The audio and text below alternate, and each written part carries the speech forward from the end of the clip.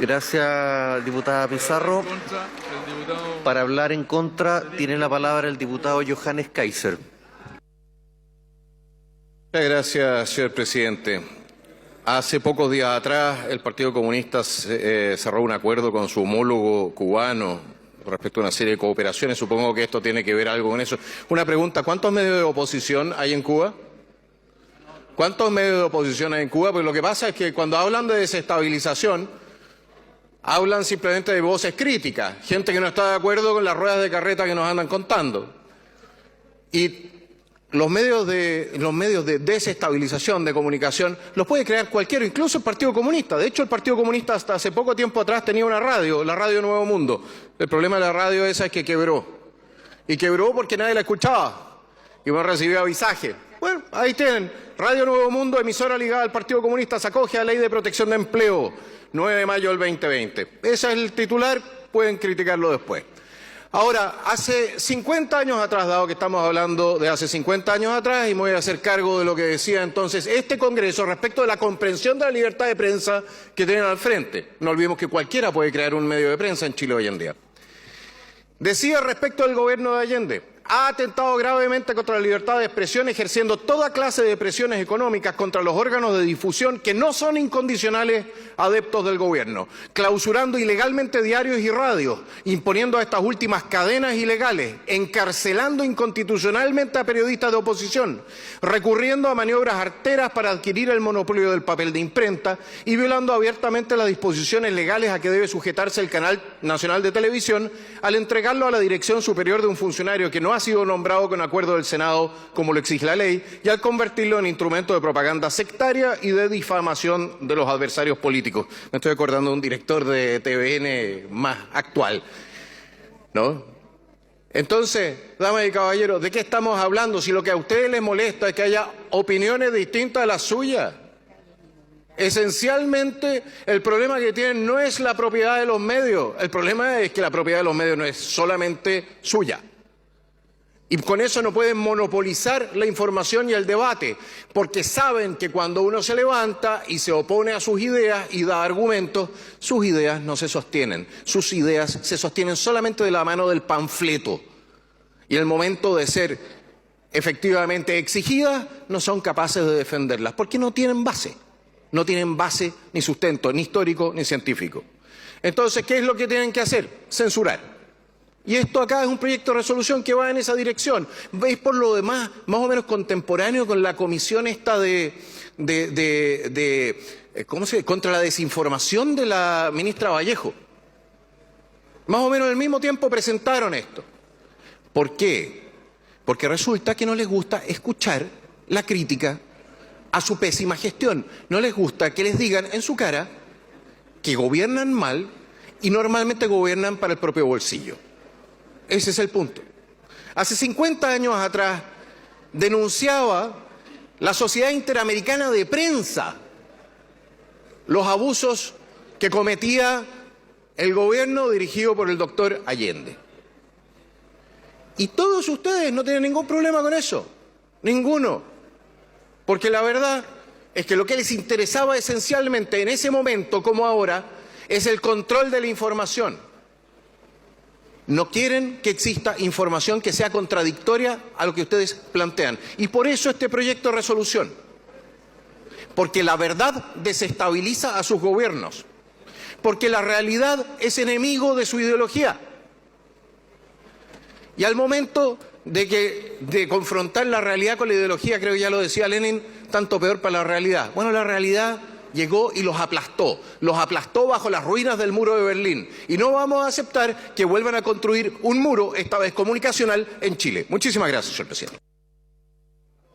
Tiene la palabra la diputada Carmen Hertz. Gracias, presidenta. Hago un llamado a rechazar este proyecto de ley, pues resulta inaceptable que se pretenda, mediante una ley y con la excusa de mejorar las normas existentes en materia de pensiones de gracia, criminalizar las legítimas manifestaciones sociales ocurridas en octubre del 2019, cuyas demandas, por cierto, contra los abusos siguen plenamente vigentes. Como bien ha advertido la academia y abogados de derechos humanos, no es posible avalar esta legislación afiebrada y carente de toda cordura, producto de un populismo abyecto que pretende desfigurar principios democráticos históricos y poner en peligro la convivencia democrática. Tal es el caso de este proyecto, que busca deformar de forma arbitraria la obligación de reparación integral que tiene el Estado de Chile conforme al sistema internacional de los derechos fundamentales por las graves violaciones cometidas por agentes del Estado en contra de personas históricamente vulneradas. Protestas que, por cierto, apoyé y sigo apoyando con convicción, y que constan en 4 informes de organismos internacionales de los derechos humanos. Además, la obligación de reparación se satisface solo en cierta medida con el otorgamiento, por ejemplo, de pensiones como las que se discuten ahora. Estas no son una contraprestación, no se fundan en cualidades personales de los beneficiarios y no pueden ser objeto de condición alguna. Y lo que resulta urgente, Presidenta, es legislar en este Congreso una ley que aborde de manera integral la reparación a quienes fueron víctimas de represión estatal y crear una institucionalidad al respecto. Por tanto, relativizar un derecho de que son titulares quienes fueron víctimas de los crímenes que repugnan la conciencia de la comunidad civilizada significa faltar a los compromisos internacionales que tiene el Estado, abrir camino a discursos negacionistas y de odio y, en definitiva, avalar una regresión autoritaria. He dicho gracias. El diputado Baker solicita el acuerdo de reducir el tiempo de intervenciones de 5 minutos, que es lo acordado por los comités, a 3 minutos. Solicito el acuerdo a la sala. No hay acuerdo. Requiere la unanimidad. Continuamos entonces con el debate y tiene la palabra el diputado Johannes Kaiser. Muchas gracias, señora presidenta. Van a lamentar no haber dado el acuerdo. A ver, cuando usted entrega una pensión de gracia, usted está disponiendo de recursos públicos. Cuando usted entrega una pensión de gracia, usted lo hace, entre otras cosas, para premiar a una persona o para ayudar a una persona que se encuentra en una situación de especial necesidad. Esa es la razón por la cual se entregan pensiones de gracia. Las indemnizaciones, en el caso de que una persona haya sido víctima de agentes del Estado, las establecen los tribunales, no el presidente de la República. Y no puede hacerlo por una razón muy sencilla, porque eso significaría, entre otras cosas, también predeterminar el resultado de procesos, meterse en un ámbito que no le corresponde.